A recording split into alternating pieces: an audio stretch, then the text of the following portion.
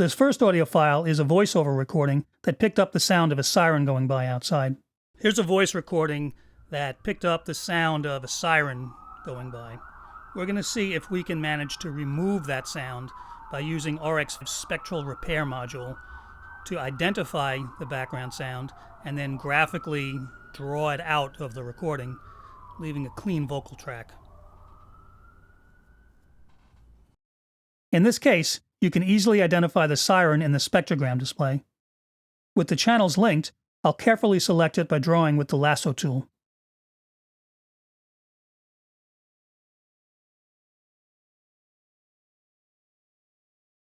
Then I'll use Spectral Repair to try and get rid of it. That picked up the sound of a siren going by.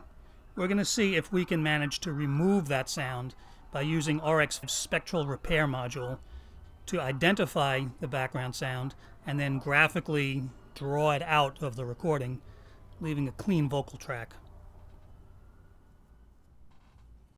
I can hear some artifacts on the voice, so what I'd normally do is experiment a bit, as I described earlier, at first increasing the sensitivity of some of the attenuate settings, and if that brings me no joy, then moving on to the other modes. Skipping ahead, here's a setting that works reasonably well, though in a real-world situation, I might want to experiment a bit further to try and get the voice to be even cleaner. That picked up the sound of a siren going by. We're going to see if we can manage to remove that sound by using RX's Spectral repair module to identify the background sound and then graphically draw it out of the recording, leaving a clean vocal track. Here's a voice recording that picked up the sound of a siren going by. We're going to see if we can manage to remove that sound by using RX's Spectral repair module to identify the background sound and then graphically draw it out of the recording, leaving a clean vocal track. Here's another example, this time of a piano recording where the piano bench produced some loud, nasty squeaks.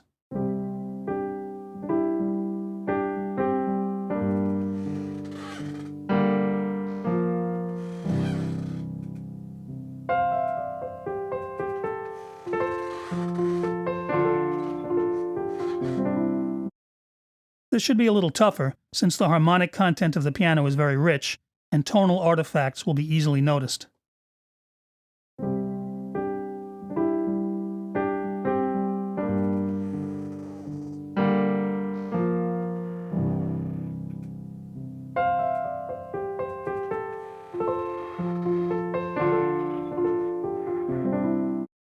Once again, after a little experimentation, I found a setting that does reduce the level and brightness of the squeaks, though it hasn't eliminated them completely, and there is some artifact on the piano sound in some places.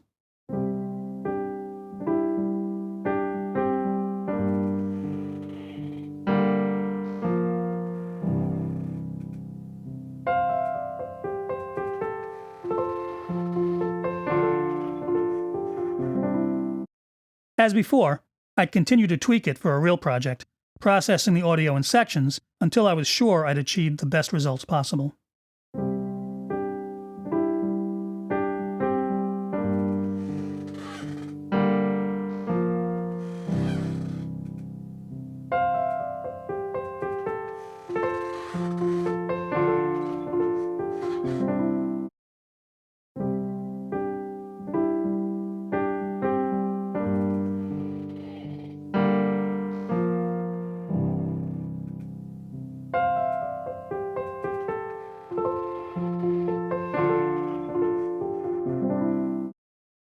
Next up, the Spectral Editor plugin.